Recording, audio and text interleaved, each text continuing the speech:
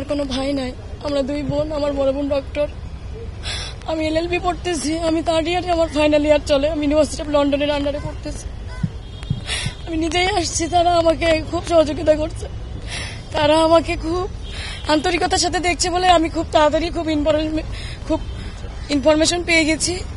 আমি আপনাদের কাছে সহযোগিতা কামনা করছি যে আপনারা আমার বাবার হত্যার বিচার চাই। আমি আপনারা এই বিষয়ে আমার সহযোগিতা করবেন, আপনারা নিউজ করবেন, আপনারা জানাবেন, আপনারা সারা বাংলাদেশ ও সারা ওয়ার্ল্ডের সব জায়গায় আপনারা আলোড়ন সৃষ্টি করে দেন যেন আমার বাবার হত্যার আমি বিচার পাই।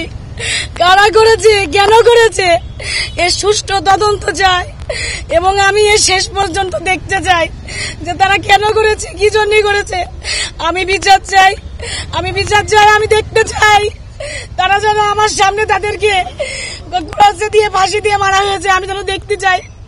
আজকে আমি এতিম হয়ে গেছি, আজকে আমার পড়াশোনা শেষ হয়নি, আজকে আমি মাঝপথে। আপনারা সবাই জানেন আপনাদের পরিবারে সবারই সন্তান আছে, যার বাপ থাকে না, তার কেউ থাকে না, তারা এতিম হয়ে যায়।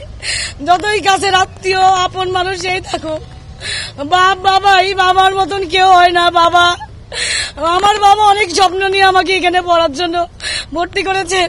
আমি পরীক্ষাও দিয়েছি, আমার সামনে রেজাল্ট দেবে, সে আমার বলে গেছে আমি ইন্ডিয়া থেকে এসে তোমার পরীক্ষার রেজাল্ট আমি চেক করবো, তুমি কি করেছো। আমার কোনো কথা সে রাখতে পারে, সে চলে গেছে। আপনারা শুধু আমার অনুরোধ, আমার বাবার এটার বিচার করবেন।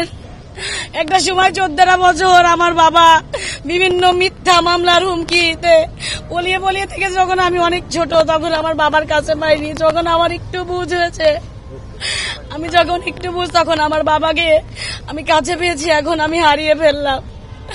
আপনাদের কাছে আমার অনুরোধ, আপনারা আমার বড় ভাই, কেউ আমার বাবার মতন, আপনারা আমাকে সহযোগিতা করবেন। আমি আমার বাবার হত্যার বিচার চাই এবং আমি নিজে স্বচক্ষে আমি দেখতে চাই আমাকে কারা এতিম করলো, কেন করলো এভাবে।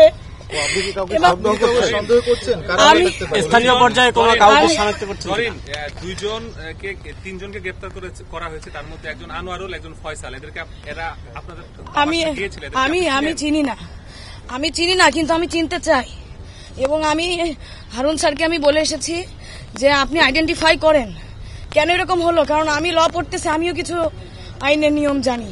আপনি ইনভেস্টিগেশন করুন, আপনি দেখুন তারা কারা, আমাকে চিনান, দরকার আমি চিনতে চাই, আমি প্রকাশ্যে তাদের মৃত্যু দেখতে চাই। আমাকে এভাবে এতিম করে দিল আমার বাবা। আমি ইন্ডিয়াতে যাই নাই।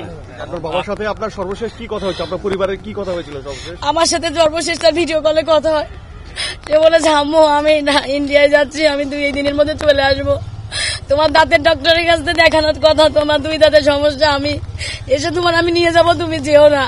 তোমার ডক্টর ফোন করলে তুমি বলবা আব্বু ইন্ডিয়ায় গেছে, আব্বু এসে তোমাকে নিয়ে যাবে, তুমি থাকো, আমি আসছি, এই কথা বলে গেছে আমার সাথে। তারপরে আমার সাথে আপনি কাউকে সন্দেহ করছেন? আমি কাউকে সন্দেহ করছি না, কিন্তু কারা এগুলো আমি দেখতে চাই, তারপরে আমি আমার সন্দেহের কথা প্রকাশ করবো। না, আমি এরকম কোনো কিছু পাচ্ছি না, এরকম কোনো কিছু আমি এখনো পাইনি। কিন্তু যাদের আসামি ধরা হচ্ছে বা ধরা হয়েছে, তাদেরকে এখনো ধরার পরিকল্পনা চলছে, তাদেরকে আমি ধরতে বলেছি এবং আমি সহযোগিতা চাচ্ছি, তাদের ধরুক, তাহলে অবশ্যই কোনো না কোনো কিছু বেরিয়ে আসবে।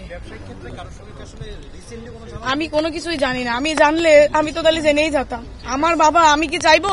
আপনারা বলেন, আপনার কাছে অনুরোধ, আমার বাবার আপনারা সহযোগিতা করেন, আপনারা আলোড়ন সৃষ্টি করেন। আমি মাননীয় প্রধানমন্ত্রীর মেয়ের মতন, সে আমার মায়ের মতন, আমি তার দৃষ্টি আকর্ষণ করতে চাই। সে আমাকে যথেষ্ট হেল্প করছে, সে আমাকে মায়ের মতন করেই বলছে যে তুমি চিন্তা করো না আমাকে। সে প্রথম দিন তার সাথে আমার রবিবারে রাত 9টা 21 কথা হয়, যেদিন আমার বাবার আর মিসিং এর কথা, রবিবারে না আমার আমি যেদিন দিবি আঙ্কেলের এখানে আসছি, হারুন আঙ্কেলের এখানে, সেখানে তার আগের দিন কথা হয়েছে।